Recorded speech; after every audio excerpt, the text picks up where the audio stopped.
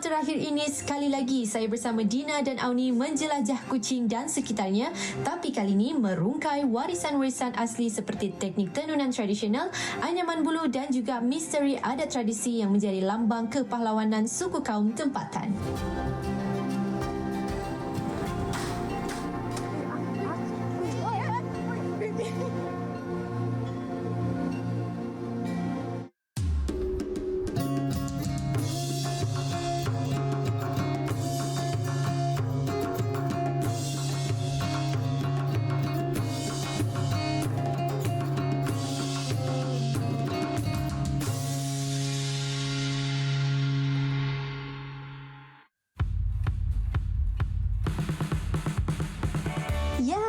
Bertemu kembali di episod Kuching. Hari ini kami mau pergi tempat yang special iaitu seni pembuatan tangan tradisional.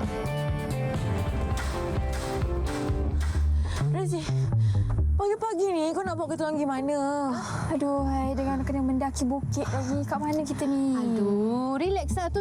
Belakang tu je tempat. Apa ni? Apa ni? Inilah tempat pembuatan songket. Sini, kat sini. Ya. Kena lama nak cuba. Ya. Masuklah. Nak. Masuk. Tunggulah. Sejak 2012, Tanoti telah meneruskan usaha pemeliharaan kraf tangan warisan dan juga pemerkasaan wanita, dan kami sangat beruntung dapat berjumpa dengan wakil-wakil personaliti artisan tempatan di sini. Sejam, kami si sabar tak? Fazlina, ini tempat apa ni? Ini adalah tempat menenun. Tempat menenun. Jadi yang benang-benang ni Benang-benang ni hutang dia untuk kutang dia untuk bagi desain corak-corak yang dekat sini lah.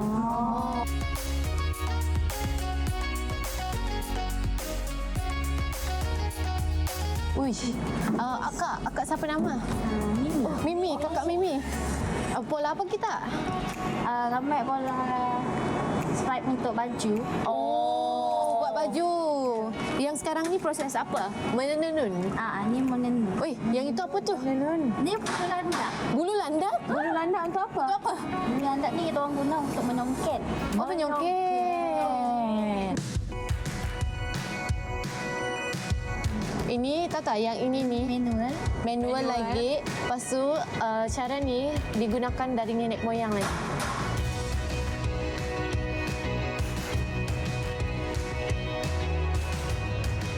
Okey, ini proses melerai. Melerai untuk menganding membuat loseng. Bunyi apa tu? Wow. Oh, JC. I rasa untuk letak dekat ni kot. Putus. Betul ke? Putus. Oh, putus.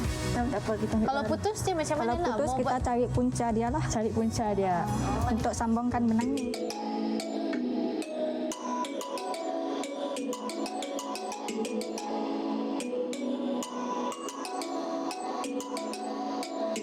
Ambil benang dari sini. Atas tu pusing. Pusing sini. Oh. Slow. Slow. Nanti putus. Okey, pelan-pelan. Kau tahu tak proses ni Auni? Ni boleh ambil masa dalam sehari tau. Ya, Kak Tracy. Ya, sebab macam pusing je. sebab dia pelan-pelan. Dia perlu pelan-pelan.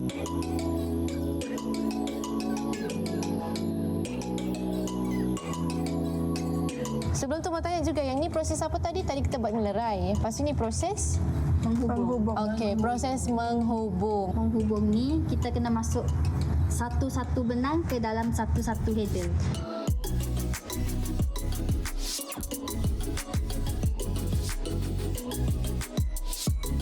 Ini langkah terakhir sebelum dia menjadi songket ataupun baju kan? Betul. Betul. Oh, Fazlina sangat fokus lah bila dia sedang buat kerja. Lepas tu dia fokus sangat. Saya tahu sebab ini kan kita perlu betul-betul terperinci tau. Tengok ni, dia ada detailing yang Kalau salah sikit je Tracy, dia kena buka semua ke? Ya, buka semula. tahu tak di atas tu ada nombor-nombor. Nombor-nombor tu untuk apa? Ni ekor sifir lah. Oh, itu sifir. Ini 5 adalah songket Sarawak. Oh, songket Sarawak Dia ada ada sifir. sifir. 5 kali 5 25 macam tu. Macam mana Mimi? Oh, macam mana songket? Kalau songket Sarawak, kalau sifir songket Sarawak, kita orang akan bahagian kotak. Macam mana maksudnya? Kotak dekat motif tu kan, kotak dia ada dalam 10. Kita cari sifir 10. Kalau 10 ada 5, koma 1. Yang koma tu adalah pecahan dia. Lepas tu bawah dia tu ada 2 pedal tau. Itu fungsi dia apa? Itu fungsinya macam silang. Ni di depan. Ada ketuk juga.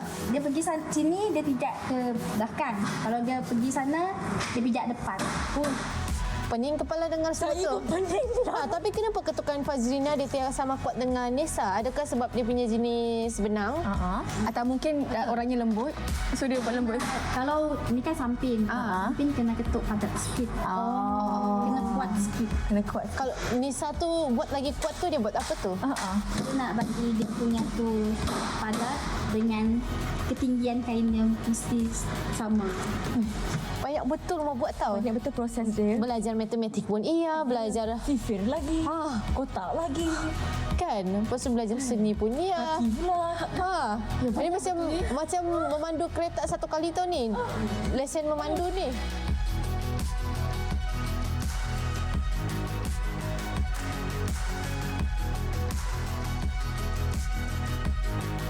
Ini merupakan songket kita panggil shawl, tapi ya betul. Tapi ini kita pakai teknik songket Sarawak. Songket Sarawak. Betul. Ya. Ini semua songket Sarawak. Setiap songket Sarawak dia ada formula dia punya strap ya. Sebab ini sutera. Ni kain sutra. Betul. Dia sutera dengan dia punya kita pakai metalik benang. Metalik benang. Apa?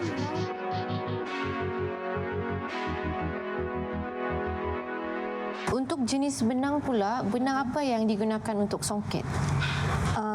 Kalau dekat Tonoti kita ada pakai sutera contoh, and then ada pakai polyester juga, and then kita ada pakai bambu juga. Bambu. Tapi selalunya guna apa? Untuk songket? Untuk songket yang macam shawl kita selalu pakai sutera. Selalunya Sutera lah. Untuk polyester tu guna untuk apa? Macam contohnya kalau macam cushion cover, table runner pun boleh juga. Depend dia punya function. Jadi bukan songket je lah, ada produk-produk lain juga. Betul. Produk lain tu macam mana? Okey, kalau dekat Tonoti ni dia ada produk macam rotan juga, bemban ada juga, and then buluh pun ada juga. Semua tu hasil craft tangan daripada siapa? Daripada pekerja sini? Okey, contohnya kalau macam songket contoh. Songket ni kita, memang kaum Melayu yang buat songket. Okey, untuk kategori rotan kita ada komuniti dari orang Penan dari Miri. Betul. And then apa nama ni? Kalau yang macam buluh dengan senggang tu, dia dari komuniti orang Iban. So maksudnya daripada etik-etik lain kamu kumpulkan hasil craft tangan tu dan pamerkan dekat sini lah. Betul.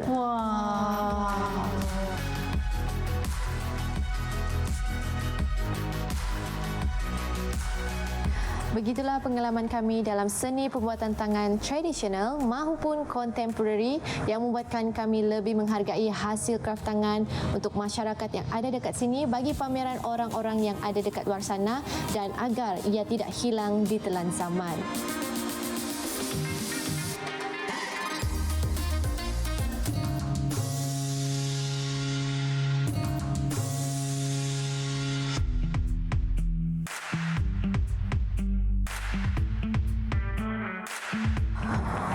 Lama pula kan proses untuk buat songket tu. Ya, betul. Sekarang baru saya tahu tau susahnya. Rosak satu, rosak semua tau. Sekejap, lepas ni kita ada nak pergi mana-mana. Lepas ni kita pergi mana, Tracy? Oh ya. Sebenarnya saya bawa kamu pergi satu tempat. Tempat apa? Sebelum tu saya minta maaf sebab tempat yang kita pergi ni kamu perlu mendaki sikit. Ni nak mendaki lagi ke, Tracy? Tak, tempat yang ni dia special sikit tau sebab persekitaran dia dengan alam sekitar, sejuk-sejuk. Tapi perlu spray. Spray apa? Perfume. Bukan. Spray pencegah nyamuk.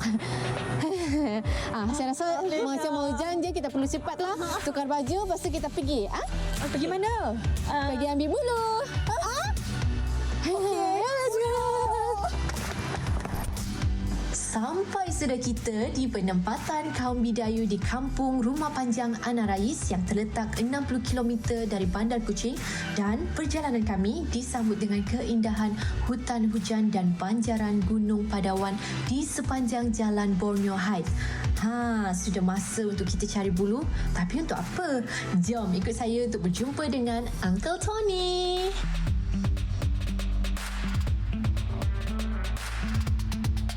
Jadi hari ini kita mau tengok seni pembuatan tangan secara tradisional, iaitu pembuatan tikar ataupun macam ni panggil apa? Kemata. Kemata. Kemata tu apa? Kemata pakai ambil buluh kah, ambil sayur kah. Memang pakai kemata. Kebata tu dalam bahasa? Bahasa Dayak. Bahasa Dayak. Kalau bahasa Melayu, tambok. Oh, tambok. Jadi semua ni kan daripada bulu. Pada buluh. Jadi Mr. Tony mau bawa kita pergi cari bulu untuk kita buat ni. Lepas tu nanti kita akan pergi Rumah Panjang untuk Okey, buat tambok macam ni juga. Okey, jom. Jadi kita pergi cari dulu bahan-bahan. Okey, jom. Okey? Okey. Jom.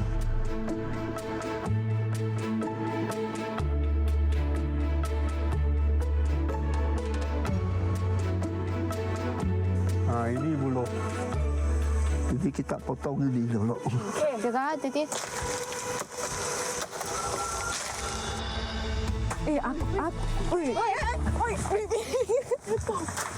Uncle, tak. Elok-elok, Uncle. Okey tak tu?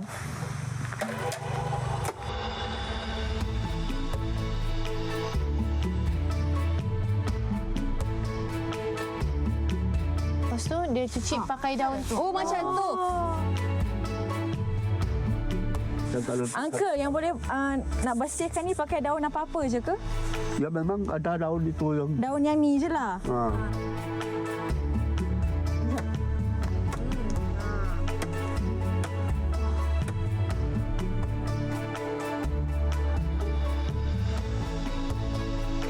Jomlah Uncle, kita balik, kita pergi Rumah Panjang buat tu. Okey. Sebab tengok hari ini pun makin gelap sudah ni.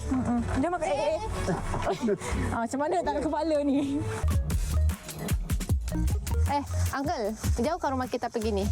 Tidak jauh. Tidak jauh, berapa minit? Kira 20 minit. Wah, tidak jauh. Aduh.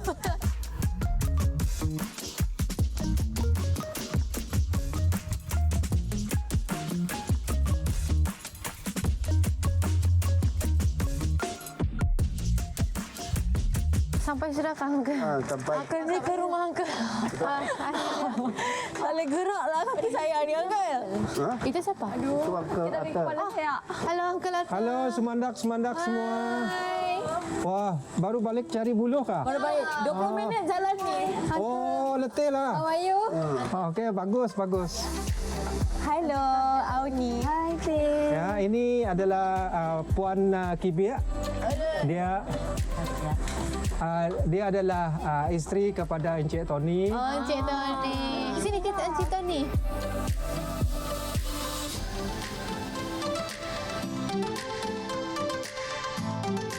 Ini adalah pisau raut yang kita namakan sindak panah. Sindak panah. Selalunya Sindak maksud dia pisau. pisau, panah. Ini panah. Yang macam rotan ataupun buluh yang kita dah kerat kecil-kecil untuk dibuatkan kita punya peralatan seperti inilah.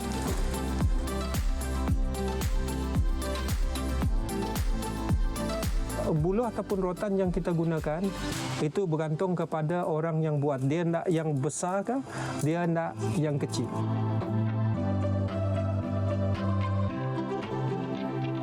Rotan dia agak besar sikit kalau dibandingkan dengan ini kan. Oh, yang ini rotan. Rotan. Buluh pun sama. Kita boleh menggunakan yang kecil dan yang besar. Tapi bulu. Tapi kalau kita nak buat bakul yang besar, kita menggunakan yang besar juga. Kejap lagi siaplah. Ya. Dah nak siap dah. Sebelum siap boleh saya cuba dulu.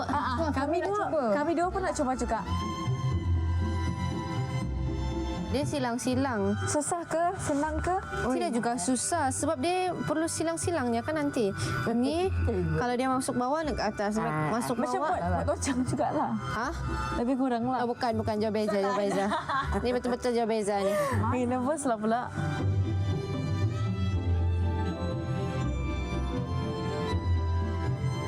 Sekarang kita nampak sudah hasil anyaman yang kita buat kan? Nampak tak? Sekejap sikit je lagi nak siap dah ni. Silap-silap boleh jadi topi tu. Hai, kan? Saya tengok apa macam topi.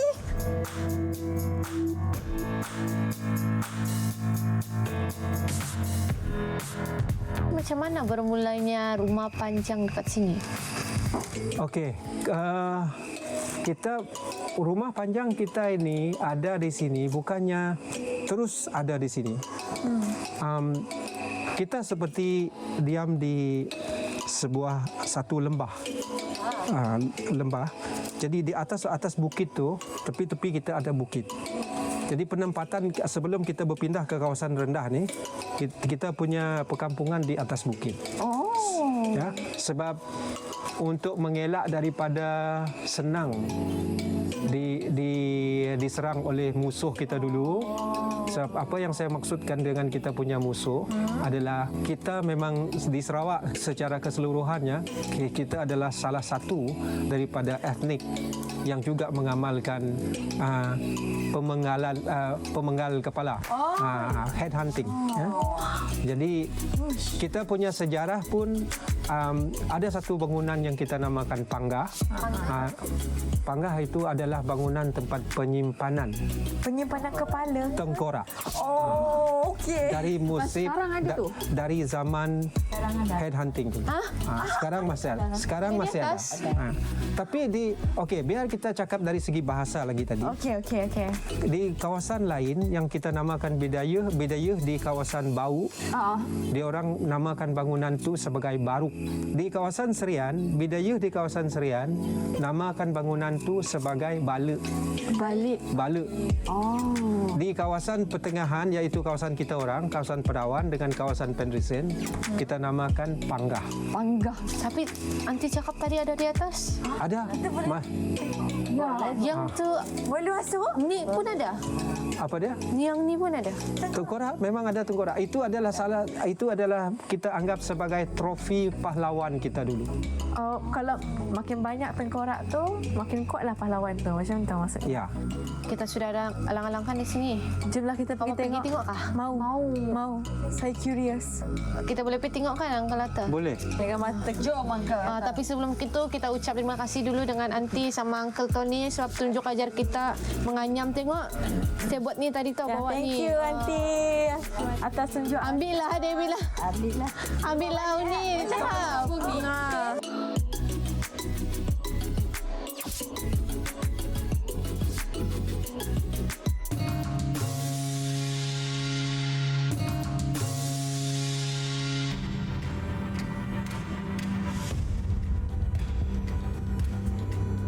Seperti yang dijanjikan, Uncle Atta membawa kami ke rumah yang dipanggil Panggah yang terletaknya himpunan tengkorak manusia. Mengikut sejarah pertelingkahan antara puak, kemenangannya akan diukur dengan membawa pulang kepala mangsa yang dipenggal sebagai trofi kemenangan. Dan sekarang ni dah tak ada lagi ritual ni, tapi seram juga bila kami masuk. Oi, tak nampak tadi. Mana? Silakan. Ya, ini adalah tempat penyimpanan tengkorak-tengkorak. Ini tengkoraknya dah berapa lama di situ? Bangunan ni dah ada selama lebih 200 tahun seadanya kampung ni di sini. Dan tengkorak ni pun dibawa turun ke sini juga. Oi, ada berapa tengkorak dalam tu? Lebih dari 10. Kalau yang dulu, dia berpuluh lagi ada. Okay. Tapi sekarang ada tengkorak-tengkorak yang dah rapuh, jadi diambil dari sini dan dikuburkan. Tapi Uncle, setahu saya bila tengkorak tu kena letak atas tu kan, pasti di bawah ni api-api, diorang tu diorang gunakan itu untuk mengeringkan tengkorak kan? Ya. dia asapkan. Asapkan untuk apa tu? Untuk membuangkan apa spirit, roh ke apa ke atau macam Tak, mana? cuma sebab kita tak mau dia terlalu macam kalau dia lagi fresh, supaya dia tak bau.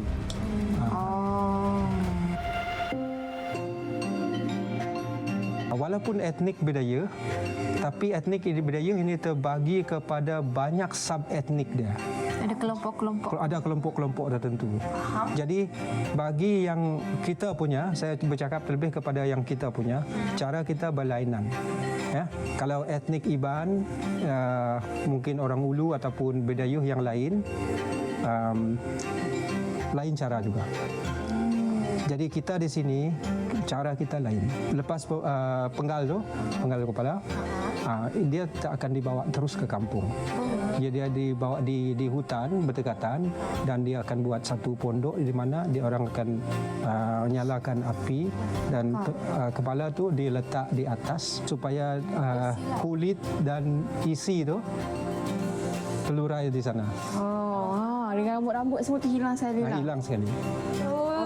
Tak boleh imagine. Walaupun bangunan ini dah nampak baru, tapi sebab benda kayu ni, papan ni semua, ada kadang-kadang dia rosak, dia patah, dia jadi buruk, kena ditukar. Tapi tiang yang 4 ini kita tidak tukar. Walaupun dalam bentuk disambung macam ni, tapi ini adalah cara pembuatan dari dulu. Jadi boleh tengok dari bentuk dia, pemotongan dia bukan menggunakan mesin-mesin moden, cuma menggunakan pahat ataupun parang. Tapi masih kuat sampai sekarang Jadi tiang ni memang susahlah nak cari sekarang.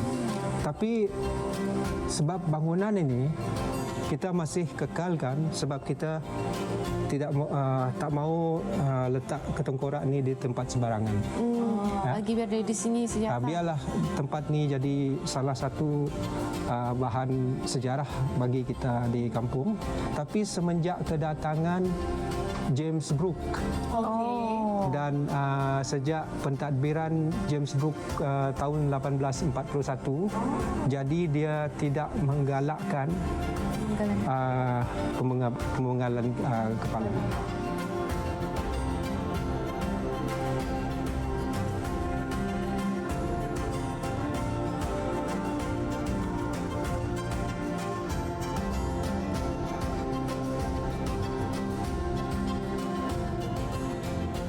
Wah, rupanya banyak pula bahan-bahan sejarah ataupun bahan bukti yang ada dari zaman-zaman dulu lagi. Menarik kan? Menarik. Yang menariknya macam mana diorang boleh kekalkan sampailah ke hari ini. Ada yang sudah 200 tahun usia. Ada yang lebih 200 tahun. Betul. Dan saya harap semua ni bahan-bahan bukti yang ada ni tidak akan hilang supaya generasi yang akan datang diorang dapat tengok sendiri dan dapat merasai pengalaman macam mana beradanya di rumah Pangga ataupun di rumah Panjang yang ada dekat sini. Dan kita berharap juga agar semua etnik-etnik yang lain pun dapat mengekalkan tradisi yang ada. Tetapi kita mengucap terima kasih dulu dengan Uncle Atta sebab sudah tunjuk ajar dengan kami, bagi kami ilmu atau pengetahuan tentang etnik ataupun tradisi suku kaum Bidayuh ni. Terima kasih. Terima kasih. Dan terima kasih daripada saya di atas penghargaan semandak-semandak semua. Terima kasih. Terima kasih. Kita pun sudah sampai masa untuk balik rumah. Uncle Atta pun mau balik rumah. Kita pun mau bergerak ke Kuching sudah ni. Kita minta diri dulu lah, Uncle. Akhirnya, kami pulang semula ke Bandar Kuching untuk mengakhiri pengembaraan kami di Sarawak ini. Suatu pengalaman yang akan kami ingat sampai bila-bila dan banyak benda yang kami peroleh dan pelajari sepanjang pengembaraan ini. Sangat berat hati sebenarnya untuk tinggalkan Borneo, tapi kami bersyukur sebab kami dapat lihat sendiri keunikan dan keindahan Borneo. Sampai berjumpa lagi. Borneo. Tahu tak, saya ingat waktu mula-mula kita jumpa tau. Mana? Depot. Ya, dekat depot. Pas waktu saya bawa kamu mula-mula datang pergi ke kampung saya. Saya tak sangka tau yang kita boleh rapat sampai macam ni. Kamu dapat tengok tempat lahir saya, lepas tu tempat mana saya membesar. ada banyak benda yang kita belajar sama-sama. Banyak. Kita cipta kenangan, ada kenangan pahit, ada kenangan manis. Tak ada pahit, Tracy, semuanya manis. Ada juga yang pahit tu. Semuanya manis. Manis. Tak ada pahit. Tak ada yang pahit, Tracy. Oh, tapi hari ni kita di sini tengok pemandangan terakhir kita sebelum kita balik tempat kita masing-masing. Tempat yang kita busy.